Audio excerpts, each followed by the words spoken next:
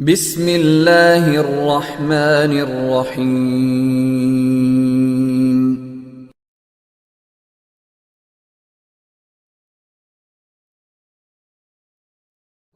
نحمدہ ونصلی علی رسولہ الکریم، اما بعد فاعوذ باللہ من الشیطان الرجیم، بسم اللہ الرحمن الرحیم۔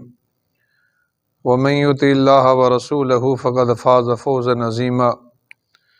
وقال النبی صلی اللہ علیہ وآلہ وسلم کل امتی يدخلون الجنہ الا من ابا، قیل ومن ابا، قال یا رسول اللہ صلی اللہ علیہ وآلہ وسلم من اطانی دخل الجنہ ومن عصانی فقد ابا۔ ہر بندے کی خواہش اور تمنا ہے کہ میں کامیاب ہو جاؤں، دنیا اور آخرت کی کامیابی مجھے مل جائے، اور مختلف لوگوں نے کامیابی کے معیار بنائے ہوئے ہیں۔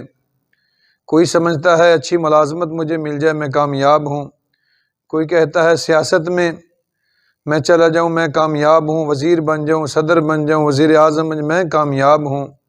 لیکن حقیقی کامیابی جس کو اللہ رب العالمین نے کامیابی کہا ہے، وہ قرآن مجید میں اللہ تعالیٰ فرماتے ہیں وَمَن يُطِعِ اللَّهَ وَرَسُولَهُ فَقَدْ فَازَ فَوْزًا عَظِيمًا۔ جس نے بھی اللہ اور اس کے رسول کی اطاعت و تابعداری کی، اللہ تعالیٰ فرماتے ہیں اسے بہت بڑی کامیابی حاصل ہو گئی، وہ کامیاب ہو گیا۔ تو کامیابی، حقیقی کامیابی حاصل کرنے کے لیے تمام مسلمانوں کو چاہیے کہ اللہ اور اس کے رسول کی اطاعت و تابعداری کریں۔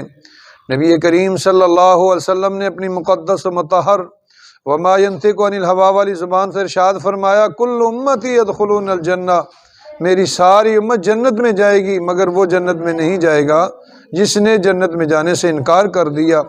تو صحابہ کرام عرض کرتے ہیں وہ کون آدمی ہے جو جنت میں جانے سے انکار کرتا ہے؟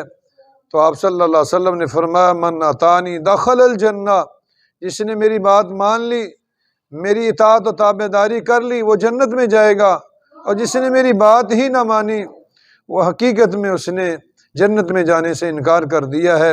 ایک اور مقام پر نبی کریم صلی اللہ علیہ وسلم نے فرمایا من احب سنتی فقد احبنی ومن احبنی کان معی فی الجنہ، جس نے میری سنت سے پیار کیا، میری حدیث سے پیار کیا، میرے منہج سے پیار کیا، میرے دستور اور منشور سے پیار کیا، اس نے مجھ سے پیار کیا، اور جس نے سچا پیار مجھ سے کر لیا کان معی فی الجنہ، وہ جنت میں میرے ساتھ ہوگا۔ تو میرے بھائیوں، دوستوں اور بزرگوں، جنت میں جانے کے لیے بہترین ذریعہ یہ ہے اللہ اور اس کے رسول کی اطاعت و تابعداری کی جائے۔ اللہ تعالیٰ سے دعا ہے اللہ تعالیٰ مجھے بھی اور ہم سب کو آپ صلی اللہ علیہ وسلم کی اطاعت و تابعداری کرنے کی توفیق عنایت فرمائے۔ کسی شاعر نے کہا ہے کہ مصور کھینچ وہ نقشہ کہ جس میں یہ صفائی ہو، ادھر فرمان پیغمبر ہو، ادھر گردن جھکائی ہو۔ آج ہم آپ صلی اللہ علیہ وسلم کو مانتے تو ہیں لیکن ان کی نہیں مانتے۔ جب ان کی بات ماننے کی باری آتی ہے ویسے ہم نعرے لگاتے ہیں غلامی رسول میں موت بھی قبول ہے، بڑے ہمارے دعوے ہیں، لیکن آپ صلی اللہ علیہ وسلم کا جب فرمان آتا ہے پھر کہتے ہیں ہماری برادری ناراض ہو جائے گی، میری بیوی ناراض ہو جائے گی، میرا فلاں مسلک میرا ہے، مجھے وہ نہیں اجازت دیتا۔ یہ ایمان کی دلیل نہیں ہے۔ ایماندار لوگوں کی تو اللہ تعالیٰ نے تعریف کی ہے۔ وہ کون لوگ ہیں؟ انما کان قول المؤمنین اذا دعوا الی اللہ ورسولہ لیحکم بینہم من یقول سمعنا واطعنا۔ ایماندار وہ ہے جب اللہ اور اس کے رسول کی بات کو سنتا ہے فوراً کہتا ہے میں نے سن بھی لیا، مان بھی لیا۔ اللہ تعالی ہمیں بھی ایسا مسلمان بننے کی توفیق عنایت فرمائے۔